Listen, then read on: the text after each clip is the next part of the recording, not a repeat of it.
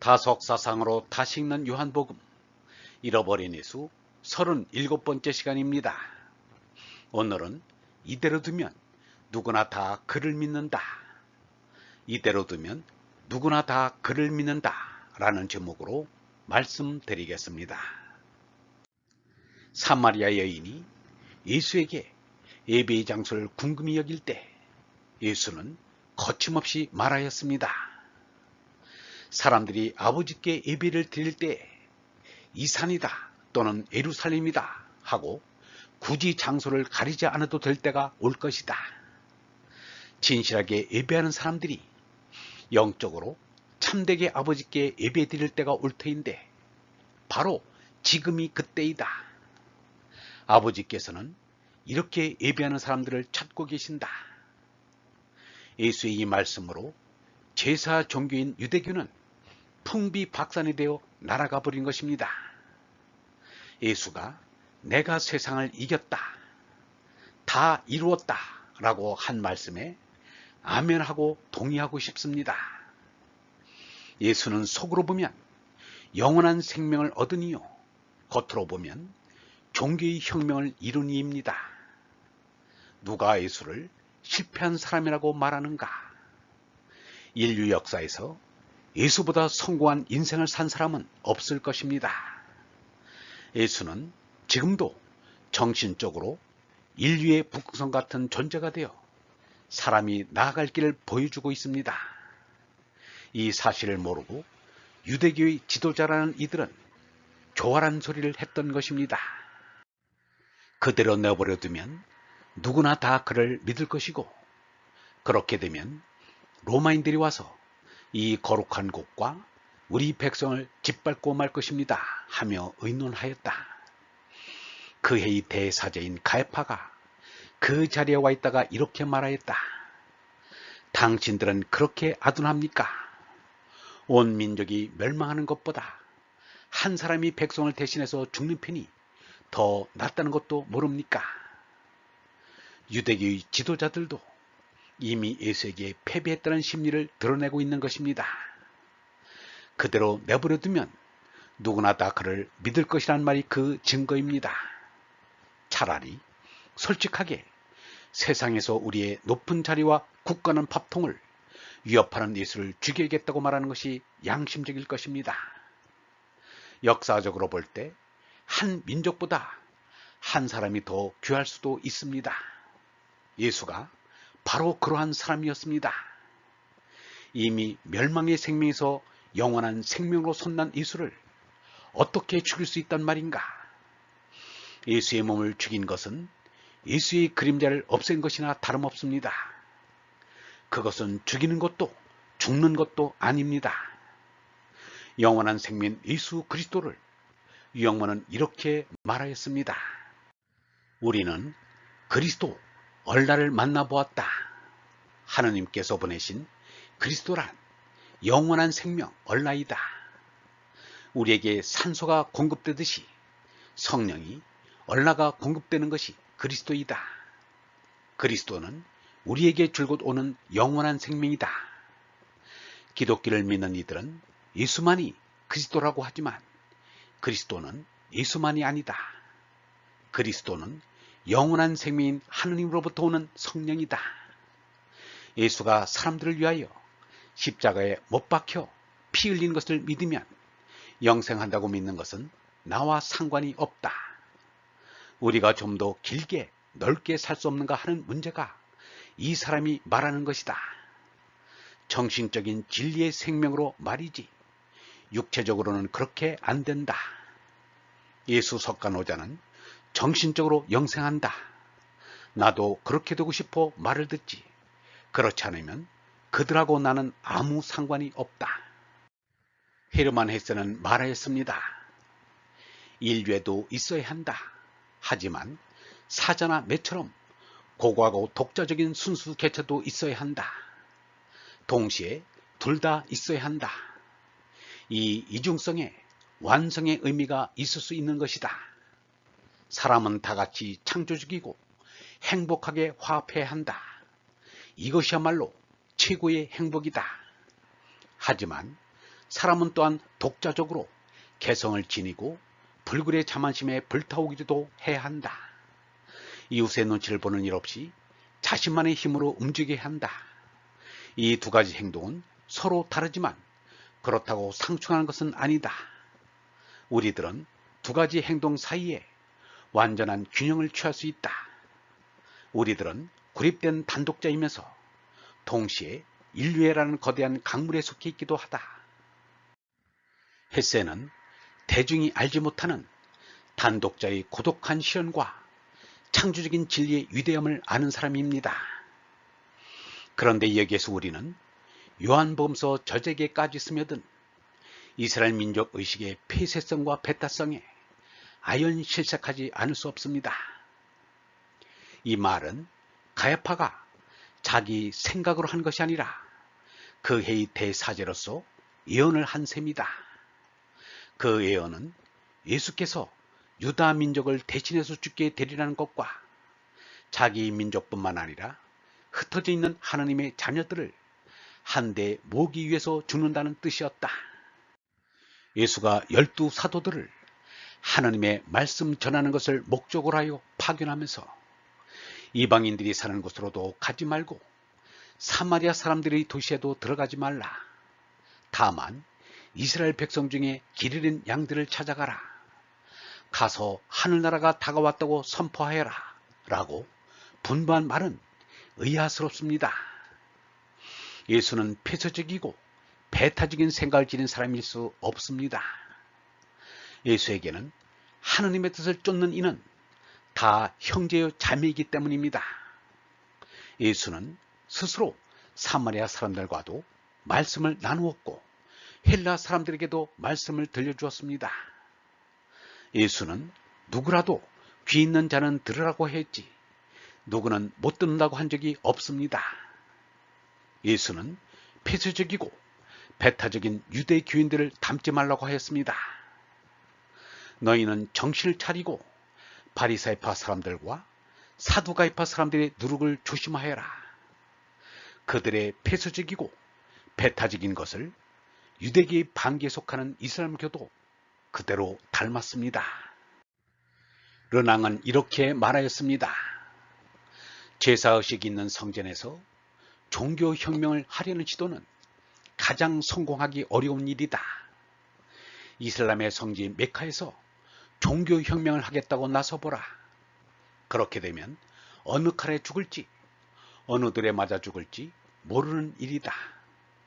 예수도 그것을 알기에 십자가 위에서 죽은 골고다 산상에서보다 성전이 있는 갈보리 산상에서의 날들이 더 괴로웠을 것이다.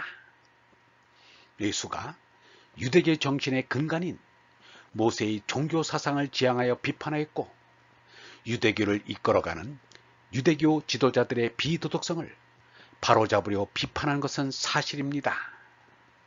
그러나 그것은 어디까지나 하느님의 뜻을 전하려는 일이었지 종교를 혁명하여 스스로 종교의 지도자가 되려는 것은 아니었습니다. 예수는 새로운 종교를 세워 교주가 되려 한 적이 없습니다. 모든 사람이 영원한 생명일 얼라를 깨달아 하느님 아들이 되기를 바란 것뿐입니다.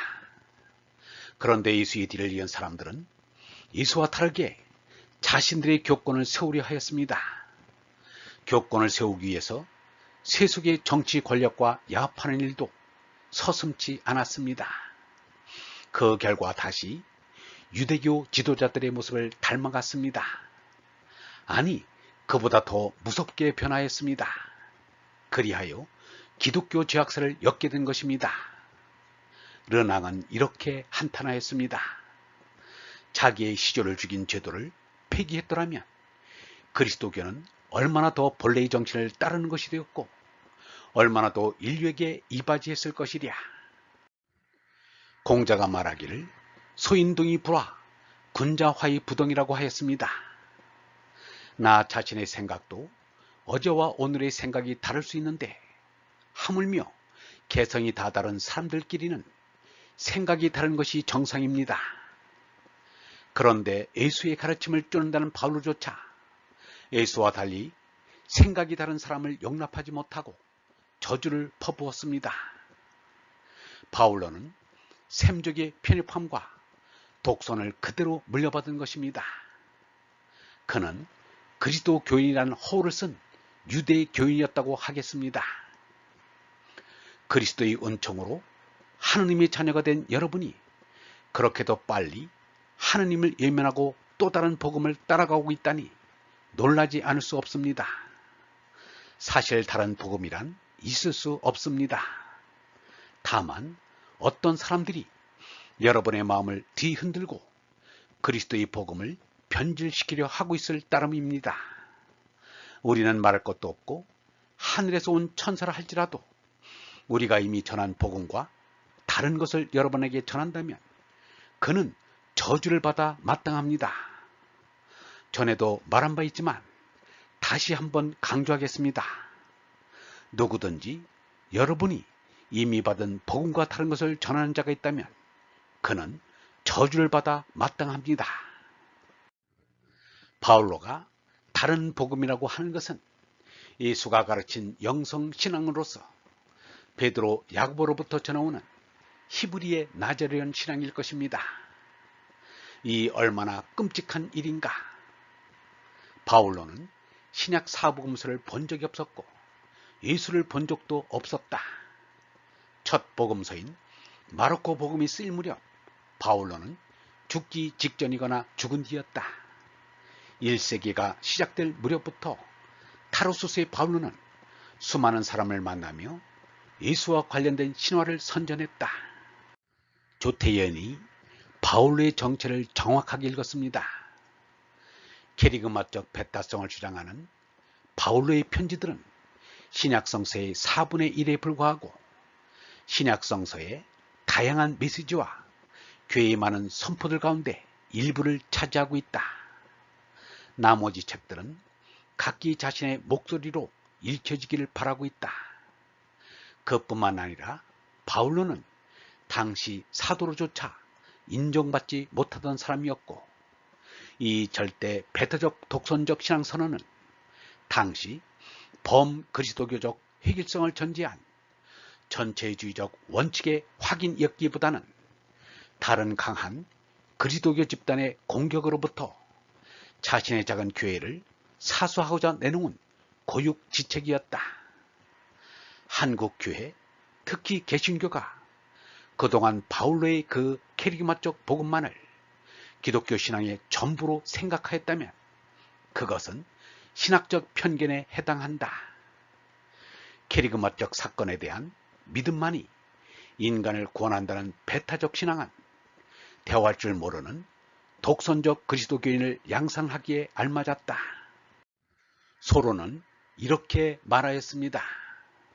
나는 불신자들과 회론자들이 교회라는 형태를 이루어 종소리가 울리는 주일마다 함께 모이는 모습을 본다. 소로의 말을 불쾌하게 생각하기에 앞서 우리 스스로 반성해야 합니다. 소로의 말이 예수의 말일 수 있기 때문입니다. 대사제 가야파에 대한 르낭의 설명도 들어볼 필요가 있습니다.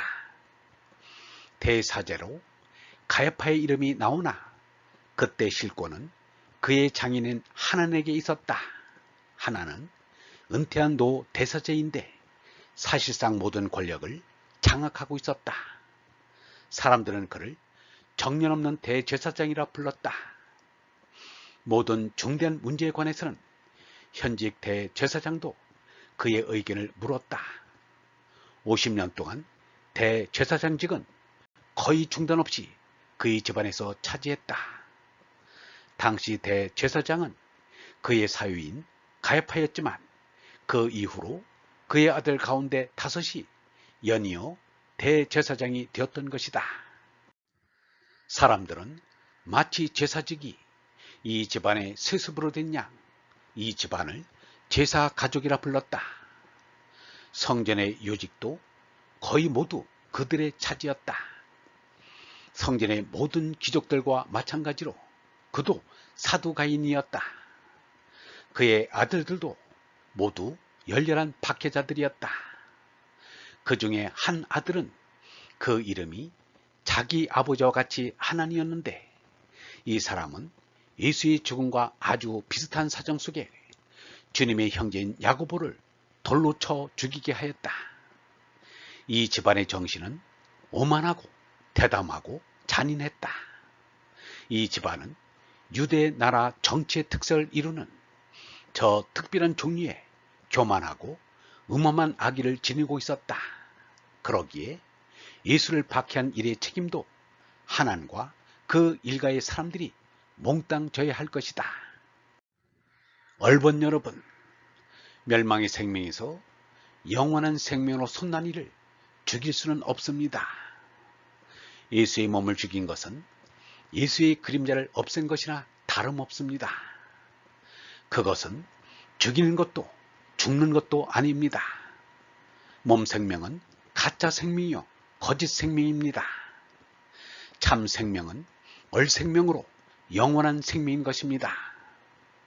예수는 몸으로는 죽었으나 언론은 영원히 살아 우리 곁에 있습니다. 영성신학원 다속 아카데미의 하늘소리였습니다.